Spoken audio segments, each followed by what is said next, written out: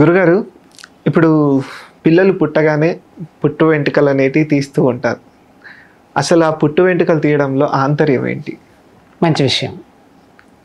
పసిపిల్లలు పుట్టిన తర్వాత ఒక సంవత్సరం కాలంలోగా కానీ 2.5 సంవత్సరాలు 3 సంవత్సరాల మధ్యకాలంలో కానీ లేదా 5 సంవత్సరాల తర్వాత కానీ పుట్టు వెంట్రుకలు తీయించాలి అనేది మన సాంప్రదాయంలో ఉన్నటువంటి ఒక ముఖ్యమైన విషయం. ఓకే. ఎందుకు తీయించాలి, తీయించకపోతే వచ్చే నష్టం ఏమిటి? ఈ 2 ప్రశ్నలు మనకు ఉదయిస్తాయి.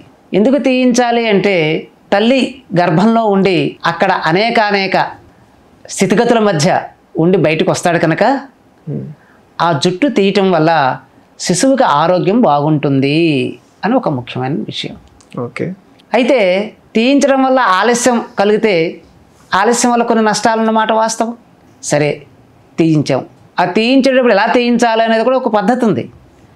శిశువు యొక్క మాడు భాగం ఉంది చూసారా, ఆ మాడు భాగం చాలా మృదువుగా ఉంటుంది.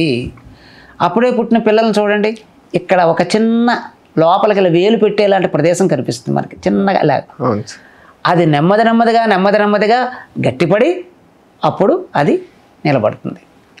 కాబట్టి శిశువు యొక్క తల మీద ఉన్నటువంటి జుట్టును తీసేటప్పుడు ఆ క్షురకునికి మనం చెప్పాలి, చాలా చక్కగా జాగ్రత్తగా తీయాలి బాబు అని. వాళ్ళు తీస్తారు, వాళ్ళకి అనుభవం ఉంటుంది, తీస్తారు.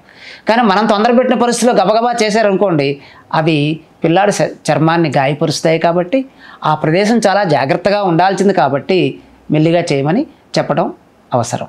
సరే, అయితే ఇంకొంతమంది ఈ భాగంలో కొంచెం వెంట్రుకలు అనేటివి వదులుతూ ఉంటారు. అంటే దానికి కారణం ఏంటి సార్? అసలు మొత్తం అంతా తీయకూడదు అనే ఒక విషయం అయితే, ఈ ప్రదేశంలో వదిలినట్లయితే అది మనకి ఎండ నుంచి రక్షణ కలిగిస్తుంది.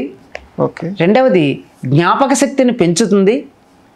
కాబట్టి అక్కడ ఆ మాత్రం ఉంచడం అవసరం అని మన పెద్దలు నిర్ణయించిన విషయం. అయితే సార్, ఈ పుట్టు వెంట్రుకలు తీయడంలో మేనమామ గారితోటే పుట్టు వెంట్రుకలు అనేటివి తీస్తుంటారు. అంటే ఫస్ట్ ఆయన కత్తిరించిన తర్వాతే మిగిలిన క్షౌర ఆయన చేస్తాడు.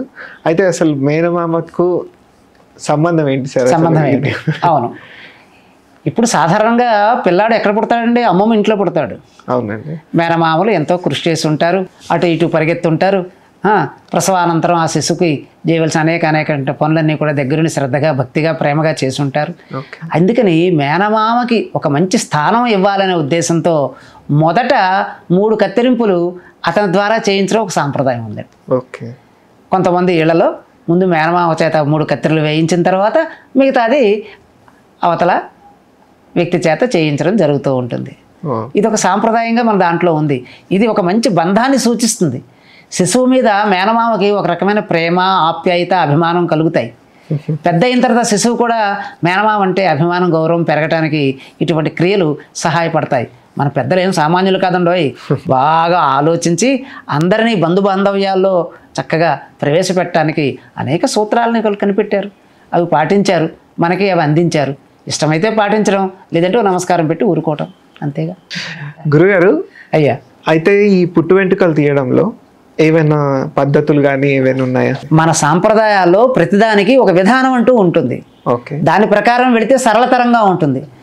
మనం ఒక విధానం, వారొక విధానం, వేరే విధంగా అలా చేసుకుంటూ పోతూ ఉంటే క్రమం అనేది పోతుంది.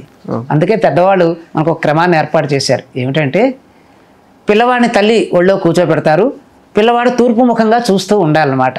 ఏమండి, అలా కూర్చున్నప్పుడు ఆ క్షురకలు వచ్చి ఆ చేయవలసినటువంటి క్రియాకలాపాలు చేస్తారు. అయిన తర్వాత పిల్లాడి చక్కగా స్నానం చేయిస్తారు. తర్వాత ఆ క్షురకునికి ధాన్యాన్ని దానంగా ఇప్పిస్తారు. ఓకే. చూసారా, కృతజ్ఞత అనేది మనకి ప్రతి విషయంలోనూ మనకి తెలుస్తూ ఉంటుంది. ఇంతగా సహాయపడినటువంటి ఆ క్షురకునికి వృత్తిరీత్యా అతను వచ్చి ఉండొచ్చు గాక, కానీ అతను గౌరవించడం, మర్యాద చేయటం, అతనికి దానం ఇప్పించడం చేసిన తర్వాత అప్పుడు మిగతా కర్మకలాపాల్లోకి పెడతారు. పూజ పునస్కారాలు అవన్నీ తర్వాత ఉంటాయి. కాబట్టి ఈ 2 విధులు ముఖ్యమండి. తల్లి ఒడిలో కూర్చుని తూర్పు ముఖంగా చూడటం, క్షురకర్మ అయిన తర్వాత అతనికి ధాన్యాన్ని బహుకరించి అతన్ని అభినందించడం అనేది చాలా ముఖ్యమైన విషయాలు. మన సమాజంలో మన చుట్టూ ఉన్న వాళ్ళందరికీ ఒక్కొక్క విధి ఉంది. ఆ విధిని వాళ్ళు నెరవేర్చుతారు. మనం కృతజ్ఞత చూపించాలి. ఈ విషయం కూడా దీనిలో తెలుస్తుంటుంది. అద్భుతం. చాలా చక్కగా వివరించారు గురుగారు. ధన్యవాదాలు. నమస్కారం.